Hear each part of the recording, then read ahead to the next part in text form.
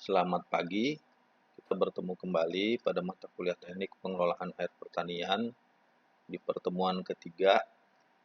Pada pertemuan kali ini kita akan membahas mengenai istilah-istilah dalam irigasi. Seperti yang sudah kita pelajari di pertemuan sebelumnya, bahwa irigasi merupakan usaha penyediaan, pengaturan, dan pembuangan air irigasi untuk menunjang pertanian yang jenisnya meliputi irigasi permukaan, irigasi bawah permukaan, irigasi pompa, dan irigasi tambak. Nanti metode-metode irigasi ini bisa dipelajari setelah UTS. Kemudian sumber air yang digunakan sebagai sumber air irigasi itu terdiri dari air yang ada di permukaan tanah, baik itu sungai, danau, waduk atau bendungan, dam, dan mata air. Kemudian air hujan yang ditampung dengan waduk lapangan atau embung, dan juga sumber air dari air tanah atau groundwater. 4 unsur fungsional pokok irigasi. Yang pertama, irigasi terdiri dari bangunan-bangunan utama atau headworks, di mana air diambil dari sumbernya, umumnya berasal dari sungai atau waduk. Kemudian yang kedua, jaringan pembawa berupa saluran yang mengalirkan air irigasi ke petak-petak tersier. Kemudian yang ketiga, petak-petak tersier dengan sistem pembagian air dan sistem pembuangan kolektif. Air irigasi dibagi-bagi dan dialirkan ke sawah-sawah, dan kelebihan air ditampung di dalam suatu sistem pembuangan di dalam petak tersier. Kemudian yang keempat, sistem pembuangan berupa saluran dan bangunan bertujuan untuk membuang kelebihan air dari sawah ke sungai atau saluran-saluran alamiah. Nanti akan dibahas lebih lanjut. Jadi kalau kita berbicara mengenai istilah irigasi, yang pertama pengertian daerah irigasi. Daerah irigasi adalah kesatuan lahan yang mendapat air dari satu jaringan irigasi. Jadi lahan yang mendapat suplai air dari sebuah atau satu sistem jaringan irigasi. Kemudian daerah irigasi total atau bruto atau baku adalah daerah yang tergambarkan dalam peta situasi, dikurangi dengan perkampungan, daerah yang tidak dapat dialiri, jalan, rawa, dan daerah yang tidak akan atau tidak bisa dikembangkan lagi. Jadi daerah irigasi total adalah kesatuan lahan yang mendapatkan air dalam peta dikurangi areal-areal yang tidak bisa diairi atau disuplai air seperti perkampungan, kemudian jalan utama, rawa, dan daerah yang tidak bisa dikembangkan lagi. Kemudian daerah irigasi neto atau bersih adalah daerah total yang bisa diairi dikurang dengan saluran irigasi dan pembuangan, baik itu primer, sekunder, tersier, dan kuarter. Dikurangi jalan inspeksi, jalan sawah, dan tanggul sawah. Jadi daerah irigasi neto adalah daerah irigasi total, ya, lahan yang bisa diairi dikurangi perumahan, kemudian dikurangi lagi dengan saluran-saluran irigasi dan pembuang, baik itu primer, sekunder, tersier, dan kuarter. Dikurangi jalan inspeksi, kalau di sawah itu ada jalan inspeksi, jalan sawah, dan tanggul sawah. Kemudian daerah potensial adalah daerah yang mempunyai kemungkinan baik untuk dikembangkan. Luas daerah ini sama dengan daerah irigasi neto, tetapi biasanya belum dikembangkan sepenuhnya akibat terdapatnya hambatan non-teknis. Jadi daerah potensial adalah daerah irigasi neto, tetapi biasanya belum dikembangkan sepenuhnya akibat adanya hambatan non-teknis. Kemudian daerah fungsional adalah bagian dari daerah potensial yang telah memiliki jaringan irigasi yang telah dikembangkan. Jadi daerah potensial yang sudah memiliki jaringan irigasi dan telah dikembangkan itu disebut daerah fungsional. Daerah fungsional luasnya sama dengan atau lebih kecil daerah potensial. Apabila seluruh daerah potensial sudah memiliki jaringan irigasi, maka keseluruhan daerah itu disebut juga daerah fungsional. Tetapi apabila ada daerah potensial yang belum memiliki jaringan irigasi, itu tidak termasuk daerah fungsional, karena daerah fungsional adalah daerah potensial yang telah memiliki jaringan irigasi yang telah dikembangkan. Kemudian areal tanam adalah lahan yang dapat dilayani atau diairi oleh suatu jaringan atau saluran irigasi. Pengertian sistem jaringan irigasi, jadi jaringan irigasi dimulai dari bendung, kemudian ada jaringan saluran pembawa, saluran pembuang, bangunan pengatur air, bangunan pelengkapnya menjadi satu kesatuan dalam penyediaan, perlu dicatat ya, dalam penyediaan, pembagian, pemberian, penggunaan, dan pembuangan air irigasi atau melayani kebutuhan air untuk irigasi. Jaringan-jaringan irigasi itu terdiri dari jaringan irigasi primer, adalah jaringan irigasi yang terdiri dari bangunan utama, saluran induk primer, saluran pembuangannya, bangunan bagi sadap, dan bangunan pelengkapnya. Kemudian, jaringan irigasi sekunder adalah bagian dari pembagi jaringan irigasi primer. Kemudian jaringan irigasi tersier adalah bagian pembagi dari jaringan irigasi sekunder. Nanti bisa dilihat dalam gambar mana yang merupakan jaringan irigasi primer, sekunder, dan tersier. Kemudian saluran primer atau induk adalah saluran pembawa pertama yang menyadap air langsung dari bendung. Jadi saluran primer ini adalah saluran yang menyadap atau menyedot, mengambil air langsung dari bendung atau sumber air. Kemudian saluran sekunder adalah saluran pembawa kedua yang mengambil air dari saluran induk. Jadi saluran sekunder adalah berasal dari saluran primer, kemudian saluran tersier adalah saluran di mana airnya berasal dari saluran sekunder, kemudian saluran kuarter, sumber airnya dari saluran tersier, kemudian pembuangan atau drainase adalah pengaliran kelebihan atau sisa pemakaian air irigasi yang sudah tidak digunakan lagi dan dibuang melalui jaringan saluran pembuang. Pembangunan jaringan irigasi adalah seluruh kegiatan penyediaan jaringan irigasi di wilayah tertentu yang belum ada jaringan irigasinya. Pengembangan jaringan irigasi adalah pembangunan jaringan irigasi baru dan atau kegiatan menambah luas areal pelayanan pada jaringan irigasi yang sudah ada dengan mempertimbangkan perubahan kondisi fisik lingkungan daerah irigasi. Peningkatan jaringan irigasi adalah kegiatan meningkatkan fungsi dan kondisi jaringan irigasi yang sudah ada, seperti dari konstruksi tanah menjadi konstruksi beton. Perkumpulan Petani Pemakai Air atau P3A adalah kelembagaan pengelolaan irigasi yang menjadi wadah petani pemakai air dalam suatu daerah pelayanan irigasi yang dibentuk oleh petani pemakai air sendiri secara demokratis, termasuk lembaga lokal pengelola irigasi. Komisi Irigasi adalah lembaga koordinasi dan komunikasi antara wakil pemerintah, wakil perkumpulan petani pemakai air, dan wakil pengguna jaringan irigasi. Komisi Irigasi ada di kabupaten kota, Komisi Irigasi Provinsi, dan Komisi Irigasi Antar Provinsi. Pembagian kewenangan pada Undang-Undang Nomor 7 Tahun 2004 tentang Sumber Daya Air pada pasal 41 penjelasan bahwa kewenangan pengelolaan jaringan irigasi adalah berdasarkan pada luasan areal. Jadi, kewenangan pengelolaan jaringan irigasi berdasarkan luas. Kewenangan oleh pusat apabila areal jaringan irigasinya lebih dari 3.000 hektar, kewenangan provinsi antara 1.000 sampai 3.000 hektar, dan kewenangan kabupaten apabila areal jaringan irigasinya kurang dari 1.000 hektar. Jaringan irigasi dibangun mencakup seluruh sarana yang diperlukan guna pengaturan air irigasi, mulai dari pertama sumber airnya, ya, jadi ini jaringan irigasi adalah satu kesatuan mulai dari sumber air, kemudian sumber air tersebut diambil atau pengambilan, kemudian pembagian, kemudian setelah pembagian penggunaan, kemudian yang terakhir adalah pembuangan kelebihan air melalui saluran drainase. Jadi ini satu kesatuan dari jaringan irigasi mulai dari sumber air, pengambilan, pembagian, penggunaan, dan pembuangan kelebihan air. Jadi kira-kira sederhana layout atau jaringan irigasi seperti ini. Jadi ini bendung, ya, ini sumber airnya dari sungai, kemudian dibendung, kemudian di intake, ya, disedot, kemudian dialirkan ke saluran primer. Ini saluran primer.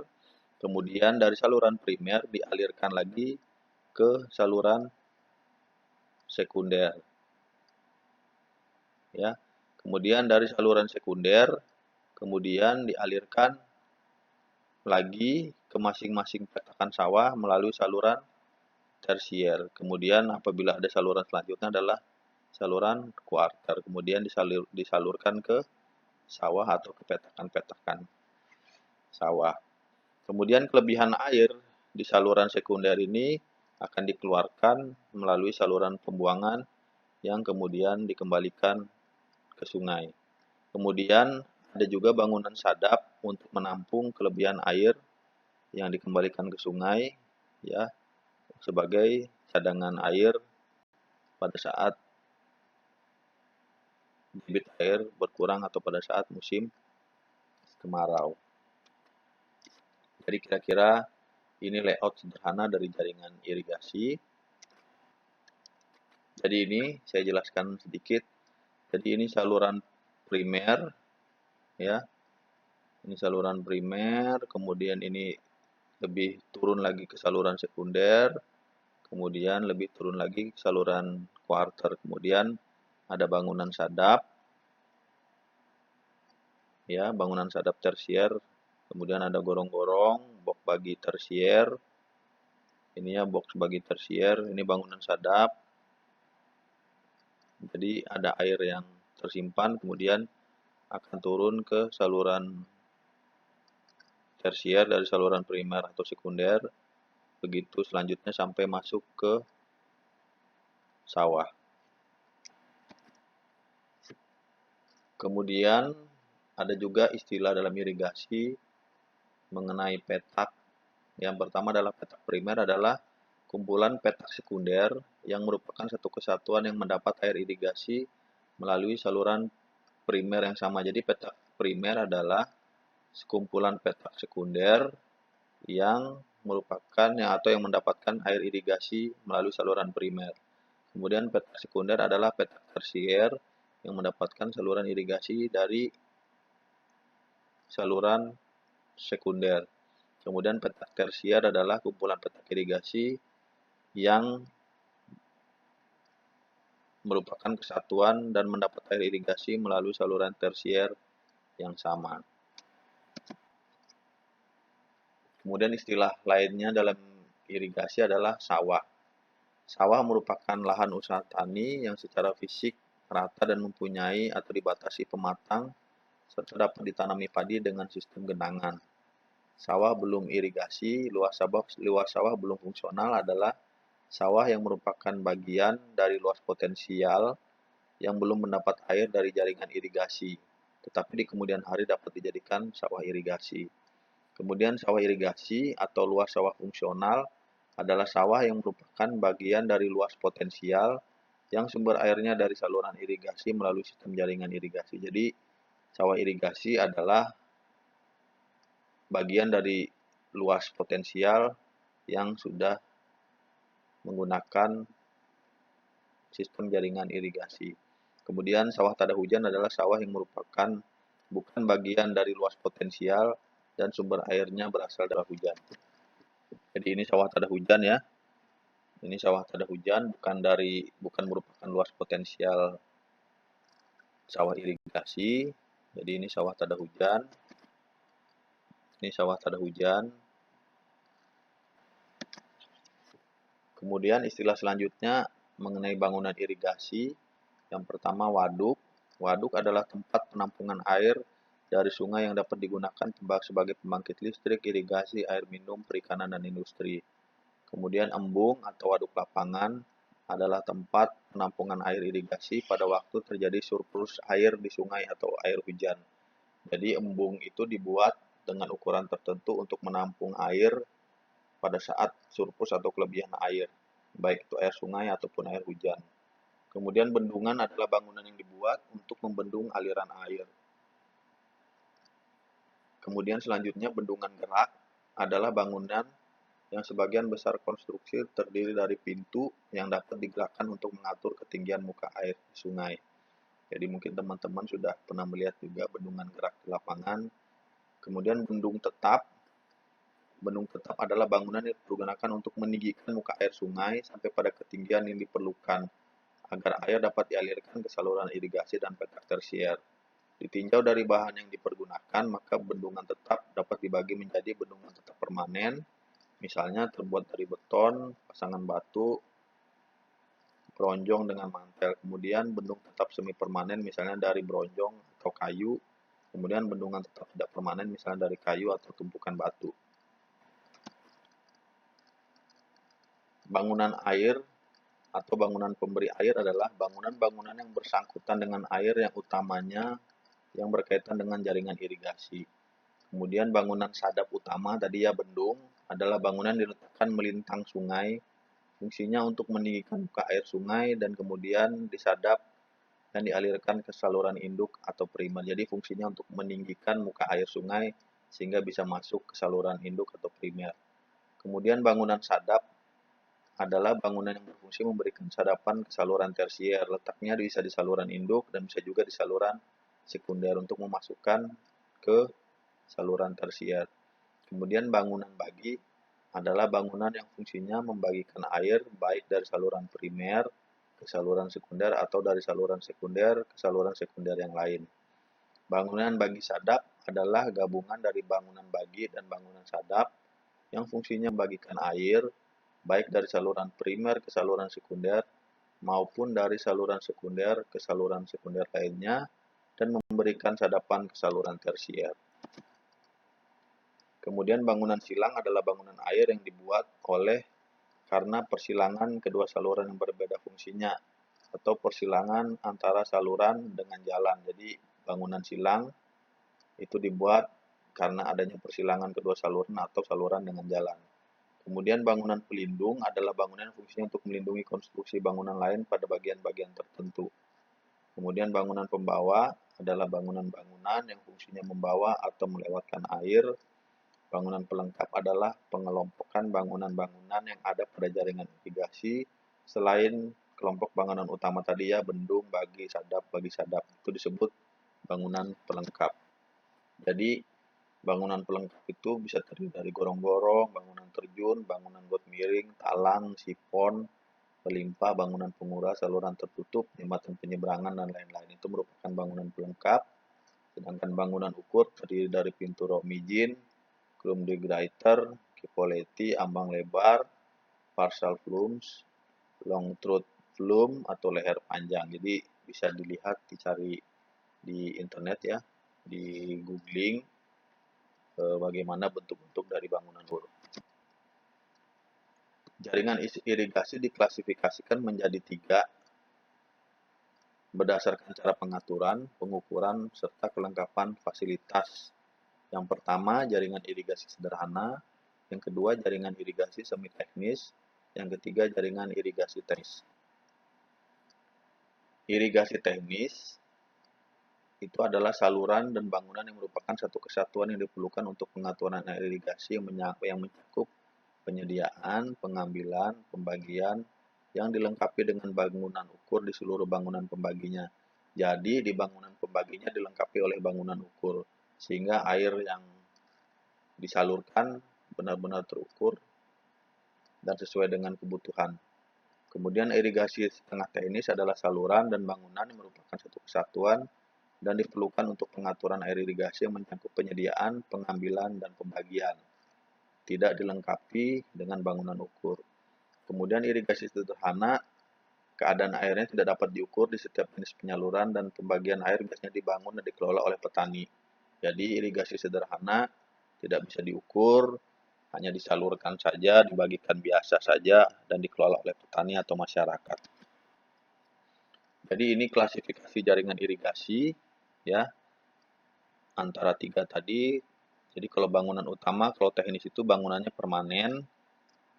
Kalau irigasi semi teknis bangunannya bisa permanen atau semi permanen, sedangkan irigasi sederhana bangunannya hanya sementara. Kemampuan dalam mengukur dan mengatur debit baik, jadi irigasi teknis itu bisa mengukur debit atau kebutuhan air yang dimasukkan ke lahan. Kemudian semi teknis hanya mampu mengatur saja, tidak bisa mengukur. Kemudian irigasi sederhana, kemampuan dalam mengukur dan mengatur airnya tidak mampu mengatur dan mengukur. Kemudian jaringan saluran pemberi dan pembuang terpisah. Kemudian semi teknis, saluran pemberi dan pembuang tidak sepenuhnya terpisah. Kemudian irigasi sederhana, saluran pemberi dan pembuang menjadi satu. Kemudian petak tersier dikembangkan sepenuhnya, belum dikembangkan untuk semi teknis, belum dikembangkan, atau identitas bangunan tersier jarang. Kemudian belum ada jaringan terpisah. Untuk yang sederhana belum ada jaringan terpisah yang dikembangkan. Kemudian untuk efisiensi secara keseluruhan dalam penggunaan air, untuk irigasi teknis mencapai 50-60%, semi teknis 40-50%, sedangkan irigasi sederhana kurang dari 40%. Sedangkan ukurannya tidak ada. Kemudian semi teknis, irigasi semi teknis batasan kurang dari 2000 hektar, sedangkan irigasi sederhana kurang dari 500 hektar. Jaringan irigasi sederhana, pembagian air tidak diukur atau diatur, air lebih akan mengalir ke saluran pembuang. Kemudian petani pemakai air tergabung dalam satu kelompok jaringan irigasi yang sama sehingga tidak memerlukan keterlibatan pemerintah. Persediaan air biasanya berlimpah dengan kemiringan berkisar antara sedang sampai curam. Tidak diperlukan teknik yang sulit untuk sistem pembagian air. Jadi ini jaringan irigasi sederhana ya diusahakan secara mandiri oleh suatu kelompok petani pemakai air sehingga kemampuan atau kelengkapan untuk mengukur dan mengatur airnya terbatas dan biasanya sumber airnya melimpah sehingga air bisa dimasukkan ke petakan atau dialirkan melalui saluran irigasi sederhana ini ke petakan. Jadi ini kira-kira sketsa dari jaringan irigasi sederhana ya. Ini aliran airnya atau sumber airnya, kemudian dialirkan ke petakan melalui saluran sekunder, saluran tersier, dan seterusnya. Kelemahan jaringan irigasi sederhana tentu saja karena tidak bisa diukur dan diatur airnya, ada pemborosan air, karena pada umumnya jaringannya terletak di daerah yang tinggi, air yang terbuang tidak selalu dapat mencapai daerah rendah yang lebih subur. Terdapat banyak penyadapan yang memerlukan lebih banyak biaya lagi dari penduduk, karena setiap desa membuat jaringan dan pengambilan sendiri-sendiri. Umurnya mungkin pendek karena bangunan pengelaknya bukan bangunan tetap atau permanen sehingga seringkali rusak dan harus diperbaiki. Kemudian jaringan irigasi semi teknis mempunyai bangunan sadap yang permanen atau semi permanen ya. Jadi bangunan sadapnya dilengkapi dengan pengambil dan pengukur. Tetapi sistem pembagiannya belum sepenuhnya diatur atau diukur karena belum ada alat ukurnya dan belum bisa mengatur dan mengukur dengan baik. Hanya mempunyai bangunan sadap yang sudah dilengkapi bangunan pengambil dan pengukur. Kemudian jaringan irigasi teknis mempunyai bangunan sadap yang permanen. Ini ya bangunan sadap yang permanen yang mampu mengatur dan mengukur. Di samping itu terdapat pemisah antara saluran pemberi dan saluran pembuang. Saluran pemberi dan saluran pembuang. Jadi pengaturan dan pengukuran dilakukan dari bangunan penyadap sampai ke petak tersier. Umumnya jaringan irigasi teknis ini mempunyai organisasi untuk memudahkan sistem pelayanan kepada lahan pertanian. Terdiri dari petak primer, petak sekunder, petak tersier, petak kuarter, dan petak sawah sebagai satuan terkecilnya. Ya, jadi dari bangunan penyadap, kemudian ada pengambil dan pembuang, kemudian dialirkan ke petak primer, petak sekunder, petak tersier, dan petak kuarter, serta petak sawah sebagai satuan terkecil.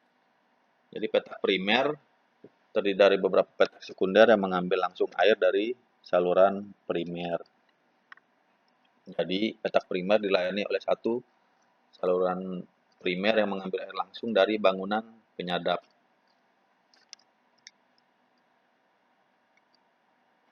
Kemudian petak sekunder terdiri dari beberapa petak tersier yang semuanya dilayani oleh satu saluran sekunder.